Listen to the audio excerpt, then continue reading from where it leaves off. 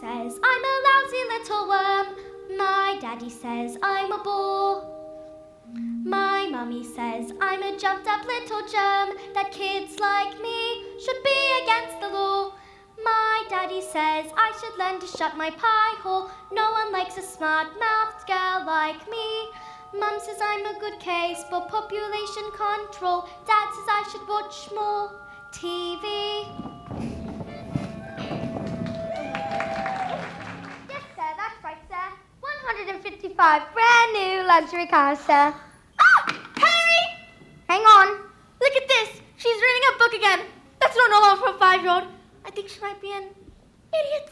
Listen to this. It was the best of times, it was the worst of times. Stop scaring your mother with that book, boy. I'm a girl. And she keeps trying to tell me stories, Harry. It's not normal for a girl to be out thinking. I'm going to call you straight back. I'm trying to pull off the biggest business deal of my life, and I have to listen to this. What about me? I've got the whole house to look after. Dance still might create themselves, you know. I'm off to bleach my roots, and I shan't be talking to you for the rest of the evening. But I'm going to make us rich. How rich? Very rich. Russian businessmen. Very, very stupid. Your genius husband is going to sell them 155 old bangers as brand new luxury cars. But that's not fair. The cars will break down. What about the Russians? Fair, listen, little boy. I'm a girl. Fair does not get you anywhere, you thick-headed twit brain. All I can say is thank heavens Michael has inherited his old man's brains, eh, son? Michael. Well, I shall take the money on your aunt, and I shall spend it. But I shan't enjoy it because of the despicable way in which you have spoken to me tonight. This is your fault, you know, with your stupid books and your stupid reading. But that's not right. You're off to school in a few days, and I know your headmistress Agatha Trunchbull. I've told all about you. Scary woman she is. Used to compete in the Olympics, throw him in the hammer. Imagine what she's going to do to a horrible little goblin like you. Boy, I'm a girl. now get to bed, you little bookworm.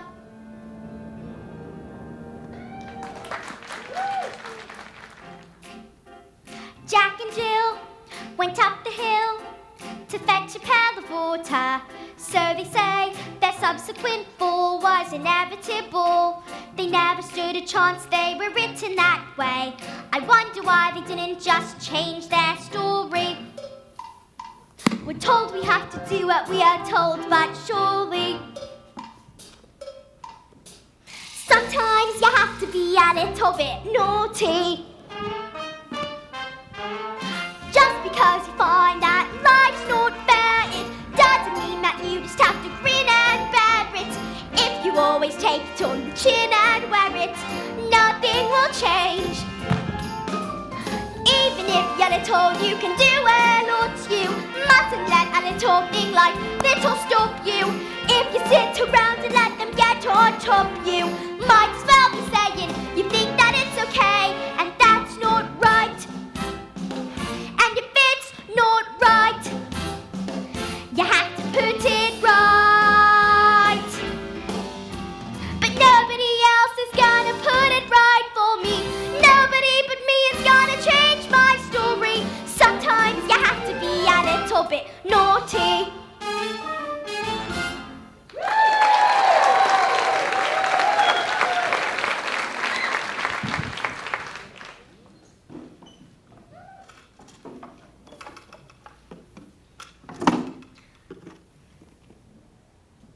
Platinum blonde hair dye, extra strong. Keep out of reach of children. Oil of violets hair tonic for men. Yep.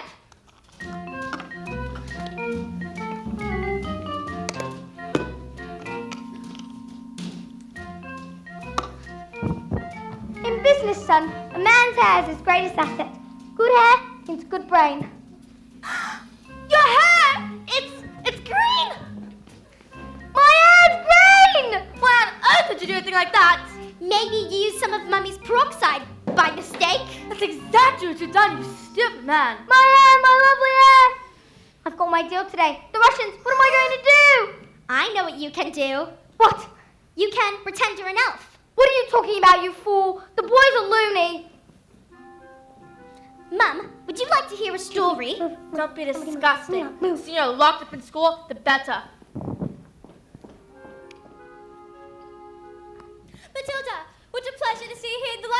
then? Yes! I mean, my mum wanted me to stay at home with her, but I think it's good for grown-ups to have their own space.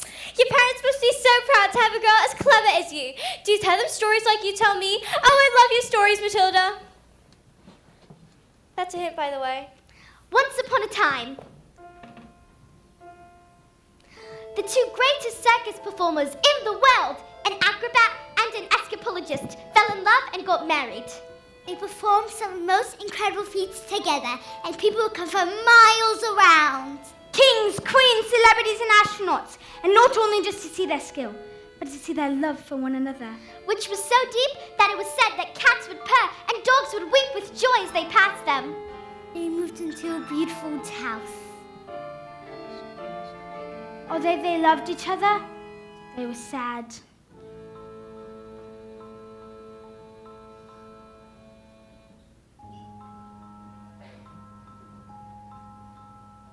We have everything.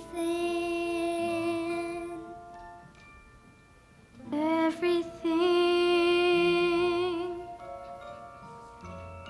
But the one thing. We do not have a child.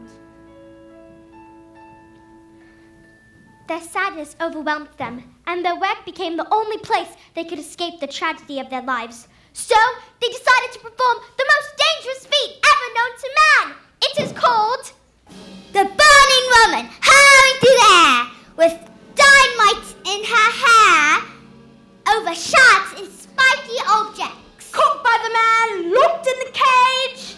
And it's the most dangerous feat ever known to man. It is our destiny.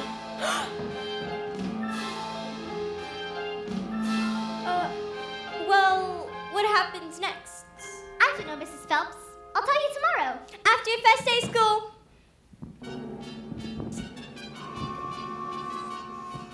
Matilda, I can now read words. so you can read words. Well, I needed to learn to read words so that I could learn to read sentences. And sentences are basically just a big bunch of words. And if you can't read sentences, you've got no chance with books. And have you read a whole book yourself? More than one. Last week I read quite a few. A few? What books did you read? Nicholas Nickleby, Oliver Twist, Jane Eyre, The Lord of the Rings, Crime and Punishment, and The Cat in the Hat. Sing, children. 2, 3, 4. If you want to throw the hammer for your country, you have to stay inside the circle all the time. And if you want to teach success, you don't use sympathy or tenderness. You have to force the little squirts to toe the line. Sing, Jenny! If you want to throw the hammer for your country, inside the circle all the time. When you apply just one simple rule to have it like life and school. Life's a ball, so learn to throw it. Find the valley line and tow it, and always keep your feet inside the line. Now get out!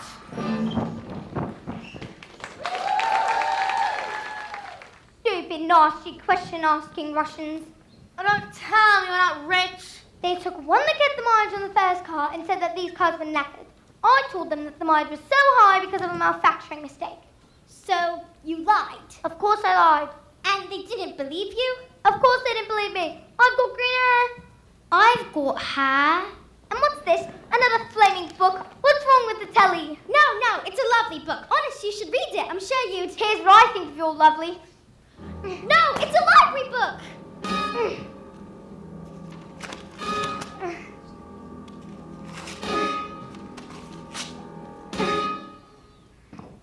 You showed the little brat. Oh, I'm late for dance class with Ritofo. Now get to your room, you little stinkworm. Do we have any super glue? In the cupboard. And right at it, why don't you stick your stupid book to your stupid head?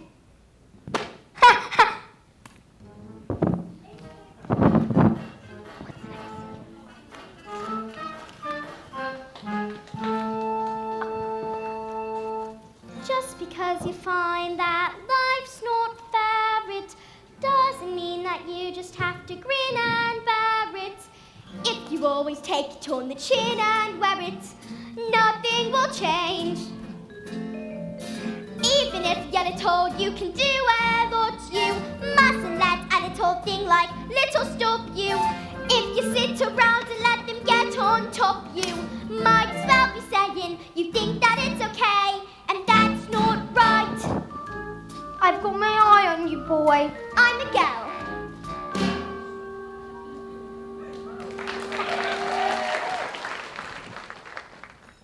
Matilda, do all those brains inside your head give you a headache? I mean, it's got to hurt, all squished in there. No, it's fine. I think they just fit. Well, I better hang around just in case they start to squeeze out of your ears. I'm Lavender, and I think it's for the best if we're best friends.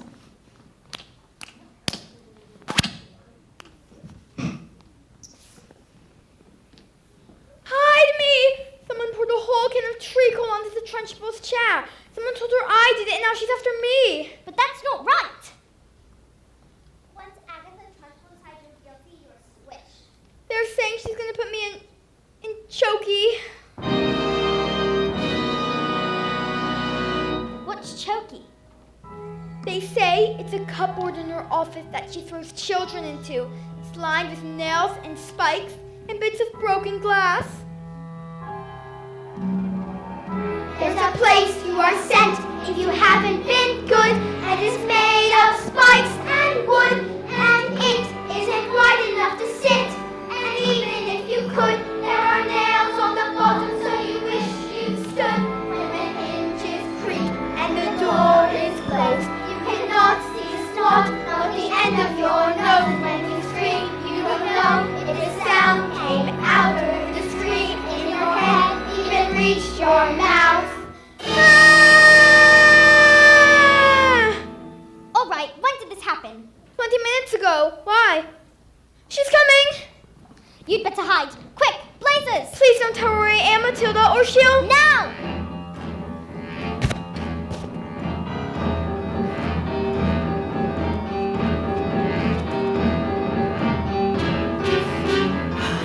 Where is the maggot known as Nigel?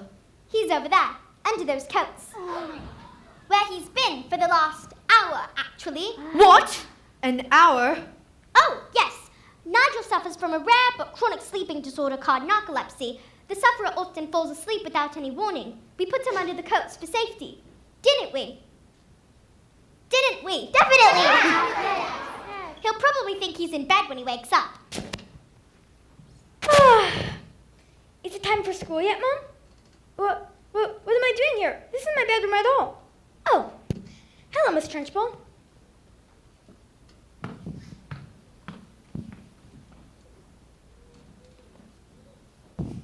Amanda Thrip. Yes, Miss Trunchbull? What have I told you about wearing pigtails? I hate pigtails. But my mommy says they make me look pretty. Then your mother is a twit!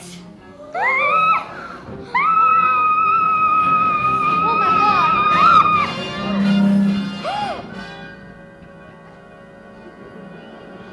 I'm okay! Yay!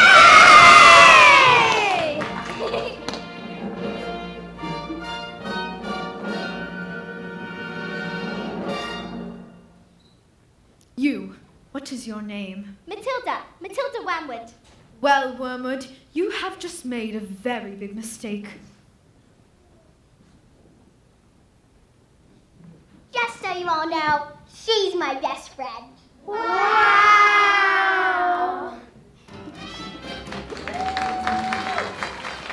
And so, the great day arrived. Everything was arranged by the acrobat's sister, a frightening woman who used to be an Olympic-class hammer thrower, and who loved nothing better than to scare the children of the town. Suddenly, out came the escapologist. Ladies and gentlemen, boys and girls, the burning woman hurling through the air with dynamite in her hair over sharks and spiky objects, caught by the man looped in the cage, has been cancelled. No!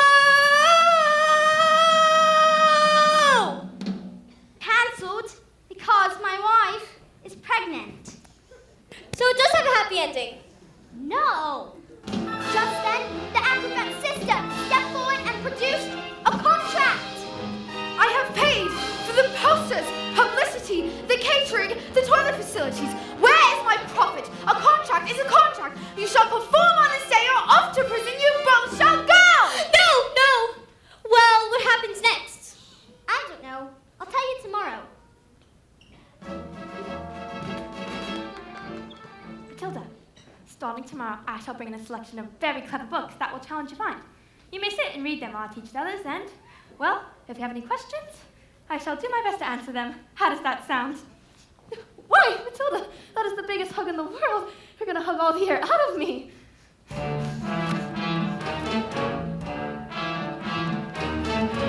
Matilda Wormwood, where is Matilda? Yes, Miss Trunchbull? Aha! So you admit it, do you? Admit what, Miss Trunchbull? This morning, this foul carbuncle sneaked like a serpent into the kitchen and stole a slice of my private chocolate cake from my tea tray. No, I did not. Miss Trunchbull, Matilda has been here all morning. Standing up for the little spitball, are you?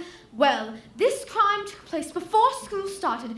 Therefore, she is guilty! Okay, look, I stole the cake. And honestly, I was really, definitely, sort of almost thinking about owning up to it. Maybe, but I was having lots of trouble with my belly. The Trunchbull's cake was so good that I had scoffed it down 2 cakes and it was beginning to fight back.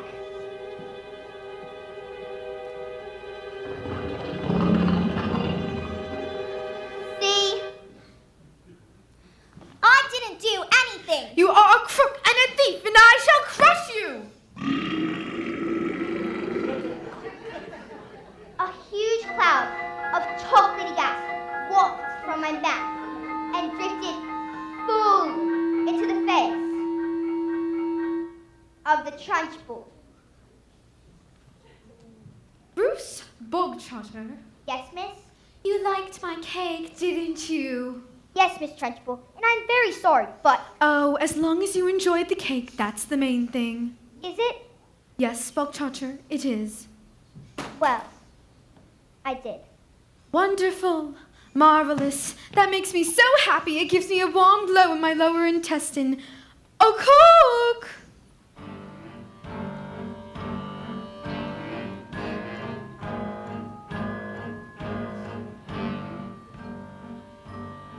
What's the matter, Bogtrotter? Lost your appetite? Yes, I'm full. I will tell you when you are full, and I say that criminals like you are not full till you have eaten the entire cake. But No buts! Eat! Headmistress, he'll be sick. He should have thought of that before he decided to steal my cake. Eat! he can't. Eat! He might explode. Eat! A single slice, or even 2, Bruce, might have been nice. But even you, Bruce, have to admit, between you and it, there's not a lot of difference in size. He can't. He can't. Surely can't. Surely You can't. are the man, Bruce. He might explode. He's quite elastic. He's going to blow. Make him stop. He's fantastic. Look at him go. I can watch Bruce. You'll never again be subject to abuse for your immense caboose. She'll call a truce, Bruce. With every swallow you are tightening the noose. We never thought it was possible, but here it is coming true. We can have our cake and eat it too. The time has come to put that tiny tongue to use. No excuse, Bruce.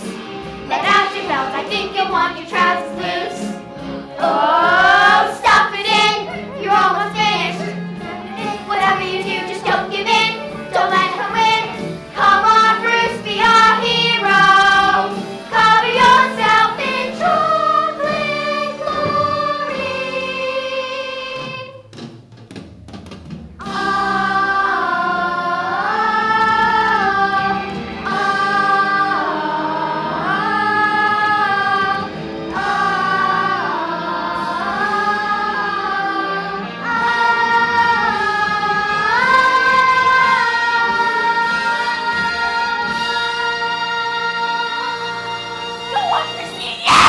Oh, Sorry, Miss Trunchbull. Got a bit carried away. Oh, that's all right, Jenny. We all get carried away sometimes. Even me. Well done, Bogtrotter. Good show. Well, come along, Bogtrotter. What? Where? Oh, did I not mention? That was the first part of your punishment. There's more. The second part. And the second part is choking! What? No, Miss Trunchbull, please, you can't! Did you really think I would allow myself to be defeated by these maggots? Did you? Who do you think I am, Miss Honey? A weakling? An idiot? You? No, please, not that! Don't take me to choking! Not that! No!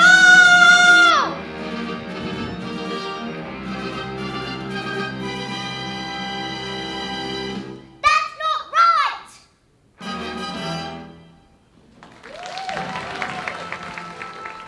Matilda, thank God you're here. I'm dying for the next part of the story. I haven't slept a week.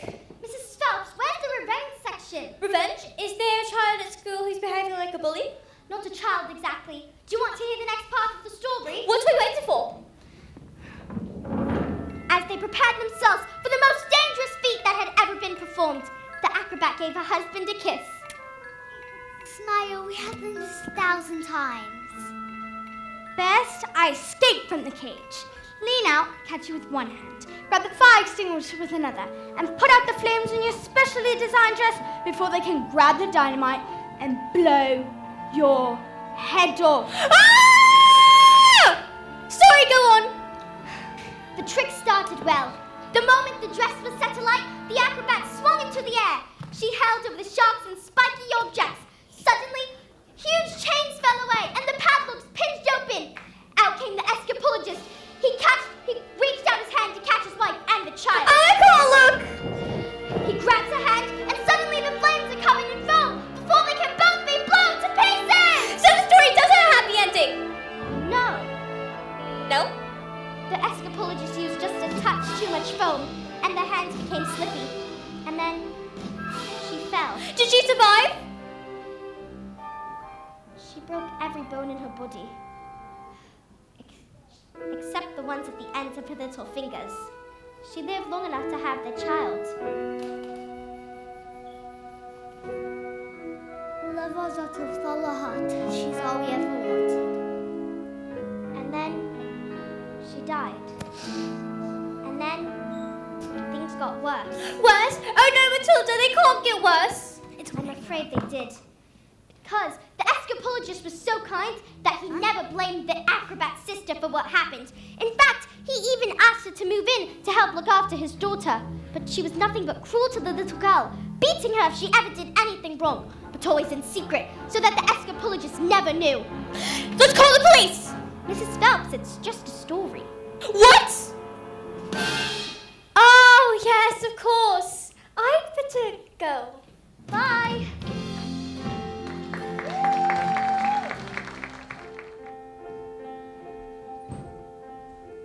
When I grow up, I will be tall enough to reach the branches that I need to reach to climb the tree you get to climb when you're grown up. And when I grow up, I will be smart enough to answer all the questions that you need to know the answers to before you're grown up. And when I grow up, I will eat sweets every day on the way to work, and I will go to bed late every night.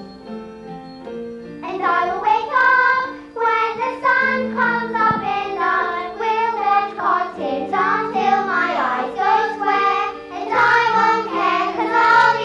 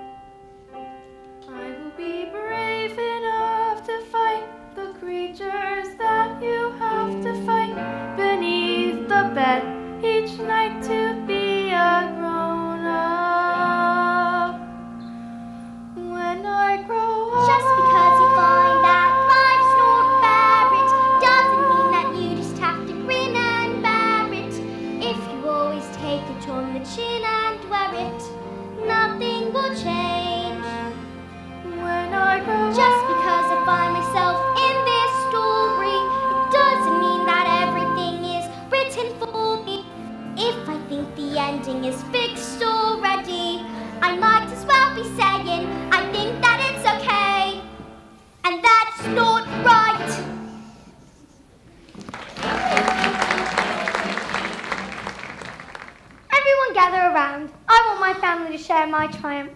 Not you, boy.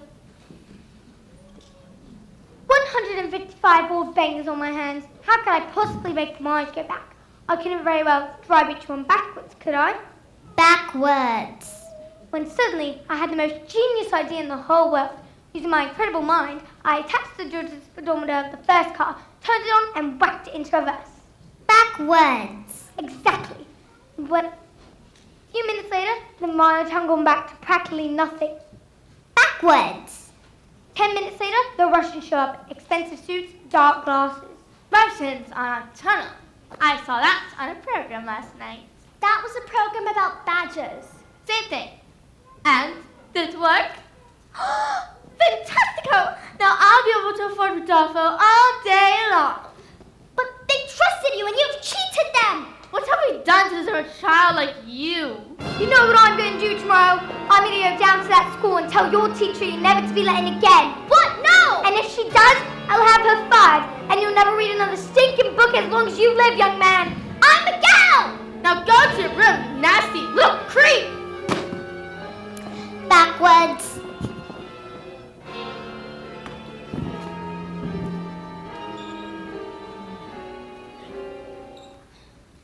That night, the escapologist's daughter suffered in silence, never saying a single word about the evil aunt's bullying. This only led the woman to greater cruelties, until one day, she exploded. You are a useless, filthy, nasty little creep! And the aunt beat her, and locked her into a dank, dark, dusty cellar, locked the door, and went out. Have I been so wrapped up in my grief for my wife that I've forgotten the one thing that mattered to us most? I love you, and I shall spend the rest of my life making it up to you. But when the little girl fell asleep, the escapologist's thoughts turned to the acrobat's sister. Bullying children is her game, is it? Well, let's see what she can do when the wrath of a grown man stands before her. That was the last the little girl ever saw of her father.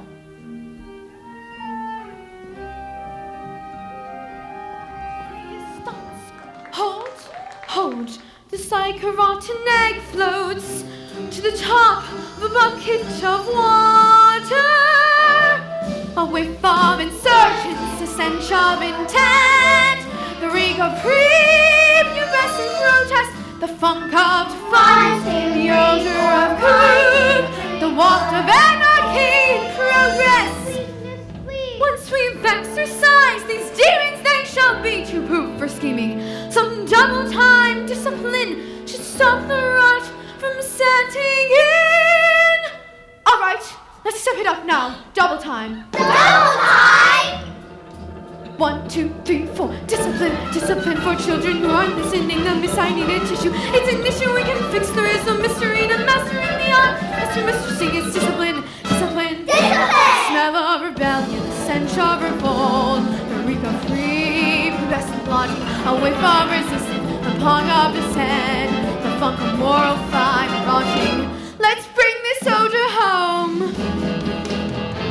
The smell of rebellion, the stench of revolt, the reek of insubordination, a whiff of resistance, a pong of dissent. And God will not stop till you are squashed, till this rebellion is squashed, till glorious sweaty discipline has washed this sickening stench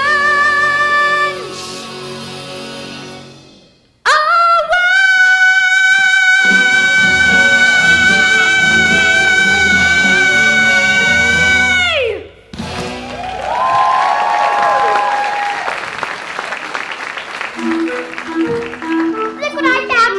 A newt! I'm gonna put it into the Trunchbull's Quiet! I don't think this is teaching at all. I think it's just cruelty. That is because you, Miss Honey, are pathetic. You are weak. You are, in fact, a sniveling little newt. You! No, not me. I didn't. Cockroach! You did this, you vile, repulsive, malicious little sinner!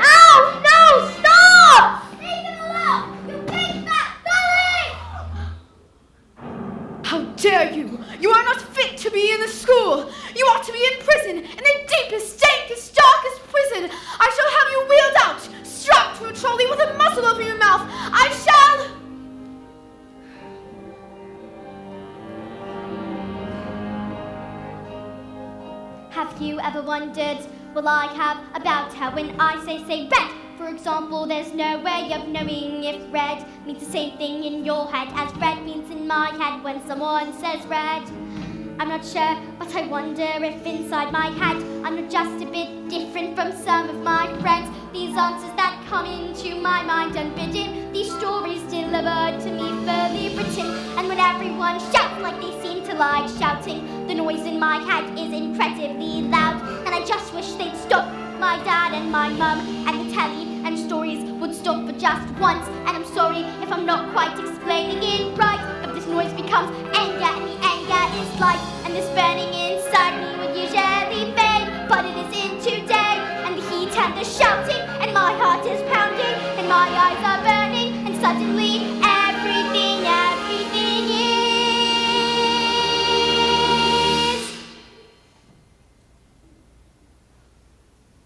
quiet.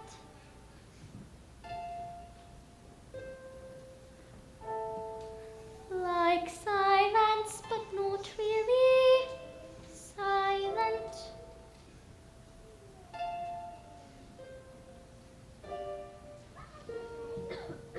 Just that still sort of quiet, like the sound of a page being turned in a book, or a pause in a walk in the woods. And though the people around me, their mouths are still moving, the words they are forming cannot reach me anymore.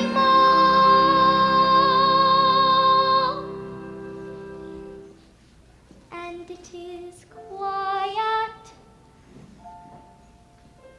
and I am warm, like I've sailed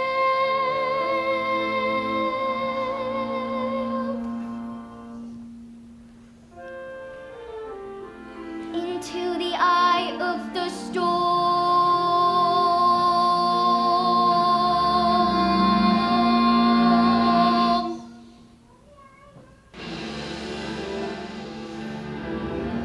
Come on, tip over, tip over. Tip over, tip over! And I tell you that there is nothing I shall not do, no lengths to which I shall not go, no punishment I shall not... What is it? The newt! It's heading north! I've got a newt in my knickers! I've got a newt in my knickers! I've got a newt in my knickers! Well, that was interesting. I think we better all go while we still can. Yes! Matilda? Watch.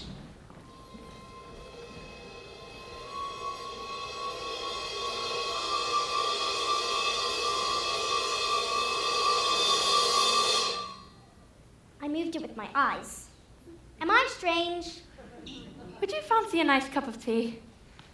So, what do you think it is, this thing with my eyes? I can't pretend that I know, Matilda, but I think it's something to do with that incredible mind of yours. You mean there's no room in my head for all my brain, so they have to squish out through my eyes? Well, not exactly, but yeah, something like that. You certainly are a special girl, Matilda. I met your mother. She's unusual. What about your father? Is he as proud to have a child as clever as you? Oh, yeah, he's always saying, Matilda, we are so proud. He doesn't say that, Miss Honey. He calls me a liar and a nasty little creep. I see. Well, here we are. Home sweet home. Are you poor? Well, yes I am. Very. Don't they pay teachers very much? Well, not exactly, but I'm even poorer than most because of other reasons. I used to live with my aunt, but one day I was out walking and I came across this beautiful old shed. I ran to the farmer who owned it and begged him to move in. He thought I was mad, but he agreed, and I've lived here ever since. But, Miss Honey, you can't live in a shed. I'm not strong like you, Matilda. My father died when I was young. Magnus was his name. He was very kind. But when he was gone, my aunt became my legal guardian. She was mean and cruel like you can hardly imagine. When I got my job as a teacher, she produced me with a bill for looking after me all those years. And she even produced a contract to pay her back every penny. She even produced a document saying that my father had given her his entire house. But did he really do that? Just give her the house? I find it hard to believe. Just like I cannot believe he would have just killed himself, which is what she said happened. You think she did him in, don't you, Miss Honey? I cannot say, but I can say that years of being bullied by that woman has made me, well, pathetic. I was trapped. Let's go to the police! Matilda, we have no evidence. Plus, my aunt is a much respected... Who is she? Matilda, I can't say. Who is she? I can't. Who is she? She's Miss... Miss Trunchbull! Yes.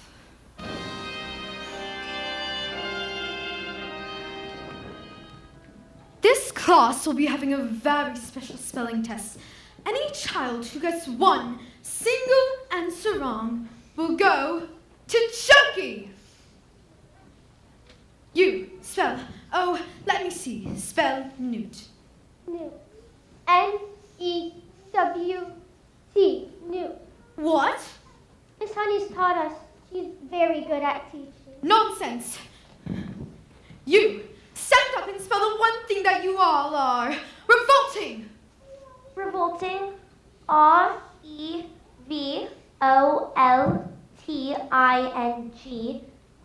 Revolting. What? You're cheating. It's not cheating. I just taught them, that's all, with kindness and patience and respect.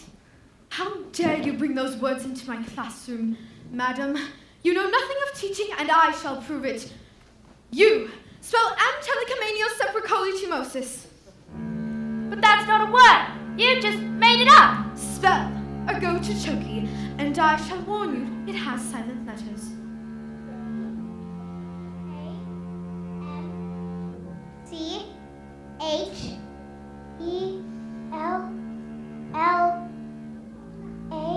Oh, dearie, dear, dear. I'm so sorry. It was a silent Z. You're going to Choky!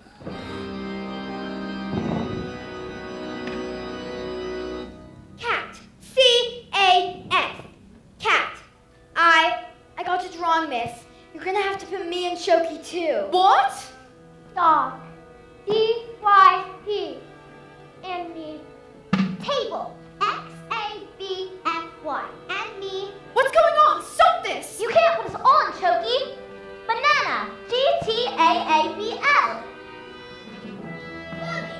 P-Y-T-M-D. Revolting. P-S-Q-Q-Q-A-S-T.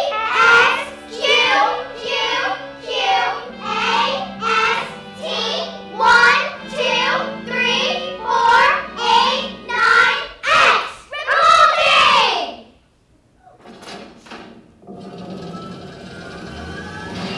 You have to put me in Choky too. You can't put us all in Choky, miss. Come now, maggots. You really think I hadn't thought of that? I have a Choky prepared for each and every one of you. Look, there's writing on the chalkboard. Agatha. This is Magnus. What? No, it can't be. Give my Jenny back her house. Then leave. Or I will get you like you got me.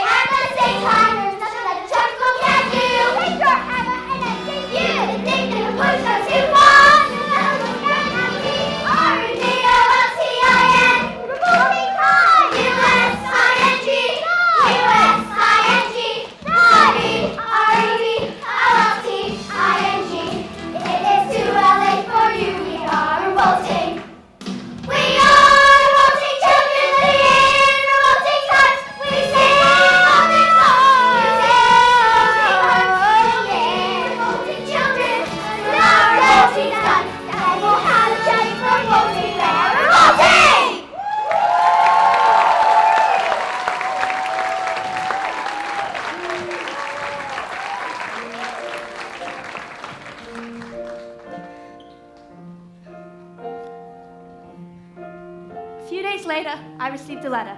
It said that my parents' will had turned up, and I was now the owner of the beautiful old house, once owned by one Agatha Trunchbull.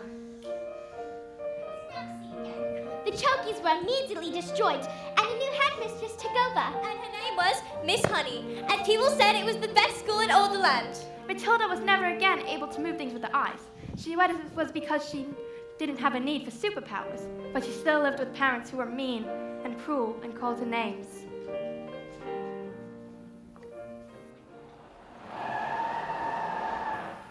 Don't stand there whooping. We're going to Spain forever, and we're never coming back. Spain? But why? Because this toy brain sold $150 bangers to the Russian mafia. They're here. Hide. What if they damage my legs? My beautiful, beautiful legs!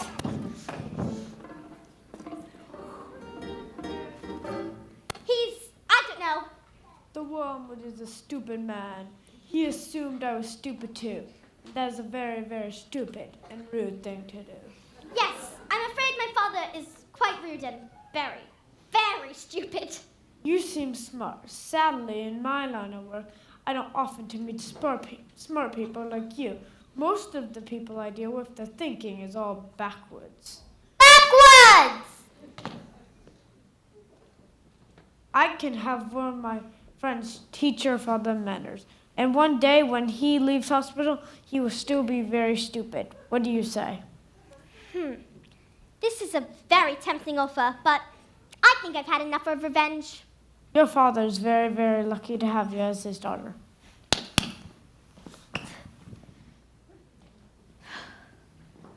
Let's get out of here before they change their minds. I beg your pardon. Mr. Woman, I would love to take Matilda. I would look after her with love and respect, and I'd pay for everything. You mean leave our daughter here with you? Dad, you called me your daughter. Do you want to stay here with Miss Honey? Yes, I do. And you want to look after her? I do. Well, we are a bit short of room, so yes. Thank you. And Matilda leapt into Miss Honey's arms. And hugged her. And Miss Honey hugged her back, and they hardly noticed as the Wormwoods and Rodolfo sped into the distance, because they had found each other. Yes, they had found each other.